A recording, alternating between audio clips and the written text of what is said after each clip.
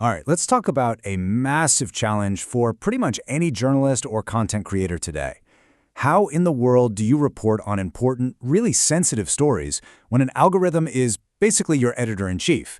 If you get it wrong, poof, your story's gone. Getting it right is like a digital tightrope walk, and today we're going to give you the playbook. I mean, really think about that question. This is the reality now on social media. Your first line of defense or your first gatekeeper isn't a person who understands nuance and context. Nope, it's a piece of code, and it's just scanning for keywords. It's a constant battle to get crucial information to the public without some automated flag shutting you down before anyone even gets a chance to see it. And here's where it gets really tricky.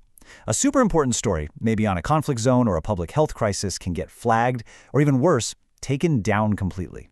And not because it's fake news, not because it's inaccurate, but simply because one word, just one word, triggered a system that literally cannot tell the difference between reporting on something and promoting it.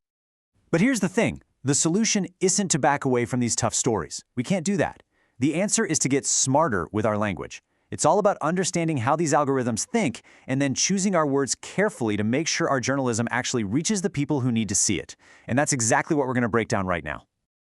Okay, so let's dive right into the practical stuff, the Safe Vocabulary Playbook. Think of this as your field guide, your cheat sheet for picking the words that help an algorithm see your work for what it is: valuable, factual, and important reporting. First up, let's tackle the big one, violence and terrorism. The main strategy here is to shift away from really sensational words like kill or bomb.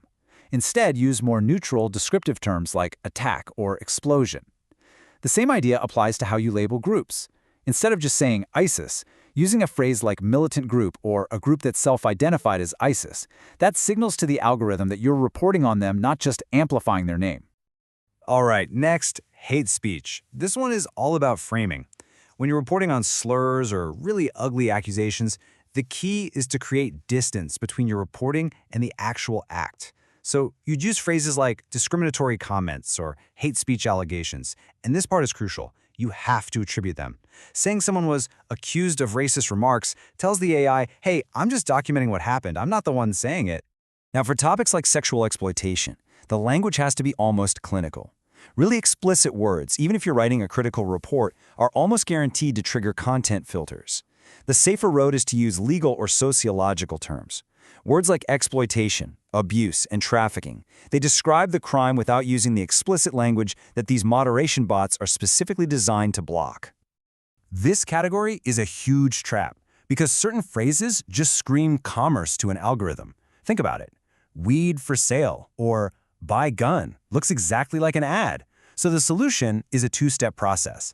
First, use more formal terms like narcotics or firearms. And second, and this is so important, frame it with authority. Starting a sentence with police seized immediately provides that law enforcement context, separating your reporting from anything that looks like a marketplace. And when you're reporting on misinformation, your number one job is to debunk it, not accidentally amplify it. So you never, ever repeat a false claim as if it's a fact. Instead, you use words that signal doubt, like claims or alleged. And for scams, don't repeat the bait, right? Don't say, free iPhone.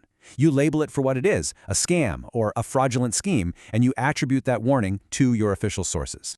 So, okay, those are the tactics, the word-for-word swaps. But what's the big picture strategy that ties all of this together? Well, all these vocabulary choices, they're really guided by just a few simple but really powerful principles. These are the golden rules that make this whole playbook actually work. It all just comes down to 3. And here they are. Number 1, always attribute. Citing official sources like the police, the WHO, the UN, that is the clearest possible signal you can send to an algorithm that you are a journalist doing your job.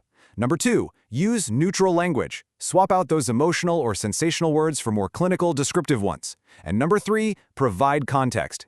Every single piece of your post has to make it blindingly obvious that you are reporting on an issue, not promoting it.